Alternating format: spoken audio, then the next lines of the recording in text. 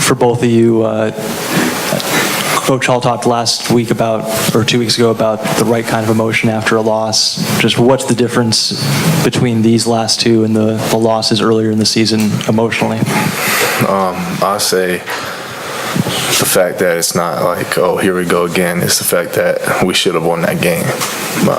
Two games in a row where we're this close to making it a victory, one play away, 2 plays away, a series, a drive, a stop, whatever it may be. We're that close to making it, and that's what Coach Hall's really harping on us is we got to realize that it's not the same team that we were 4 weeks ago, and we got to realize that we got to continue to fight no matter what happens.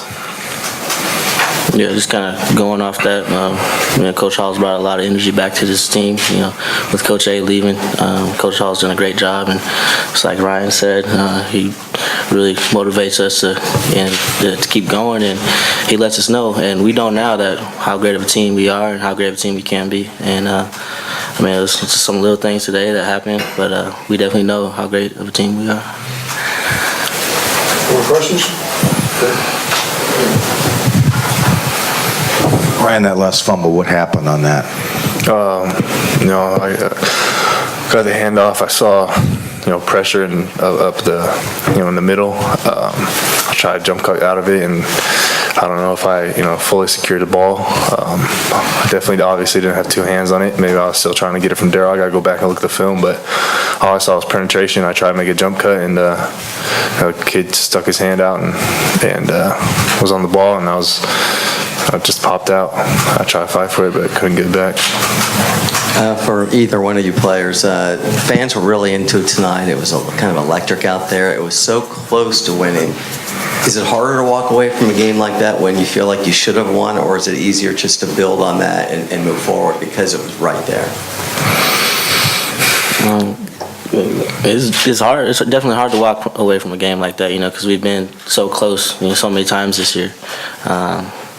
And just seeing all the fans out there that really got things going tonight, and that's one of the loudest times I've ever heard. And but it was hard to walk away from a game like that because we know we had every right to win that game. Yeah, like you said, it's definitely hard to walk away knowing that we should have won. But I just can't thank Beaver Nation enough for all the support. Even in times like we've been in the past 3 years not having winning seasons, they're still showing out. They still got love for us no matter what. And you don't see that in a lot of places. We talking with guys from different schools and stuff, they're saying if they're having a losing season, their stands are empty.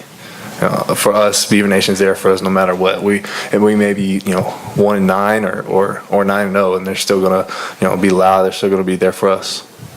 Both you guys talk about the defensive effort by your team, please. Say it again. I'm sorry. Talk about your defense or the Oregon State defense tonight. They were outstanding today. They held a team that's been rushing for over 200 yards at least a game. Unfortunately, there were Stanford's running back. Their starting running back wasn't starting, but their backup running back Cam Scarlett, he's just as good. And for them to hold them to what they did tonight, it was amazing. That 1 4th and 10 play doesn't determine the entire game. Exactly the same with offenses. The offense is my fumble. That doesn't determine the entire game. And like I said, if we just go back and watch the film and continue to learn from this, continue to grow, we're going to come back and we're going to continue to fight. Ryan, did Coach Hall have any message for you after that fumble? Did you guys have any conversation? Just keep my head up. It's just one play, doesn't define the game. And he's always going to love me no matter what happens. So, I trust Coach Hall. Being in the position that he is, it's hard to come in, and what he's doing, I think he's doing a great job.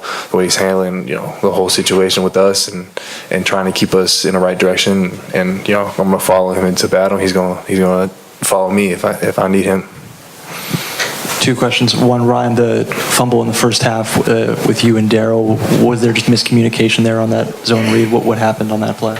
Yeah, that one was a little bit more complicated than I thought. I think we came down to the conclusion that it kind of got stuck in his glove when he was trying to pull it because, first hit, you open it, and once you get past the second hit, you're supposed to clamp down on the ball, and but usually by that time I know if he's putting the ball in there or not, and I didn't feel it, so I didn't clamp down all the way, and that's why I carried out the fake. I didn't even know the ball was on the ground until I heard everyone saying fumble, fumble. So it was just miscommunication, and that's one of the things that we're going to have to continue to work on in practice, getting the mesh and getting the reps at it, and it's definitely a fixable problem.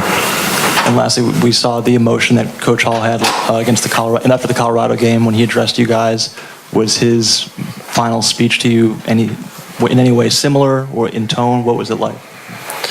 Yeah, definitely. It's always going to be high energy, high emotion, and he told us that it's not going to be the same speech as the last game, in the sense that even though we didn't necessarily walk away with a win, we still achieved something. This was definitely more of an eye opener to what we can accomplish, and for us to not come out of this game with a win, it's unfortunate and disheartening. But Coach Hall is going to make sure that we're getting back, our minds are back on the right track, and we're going to come back Monday ready to work.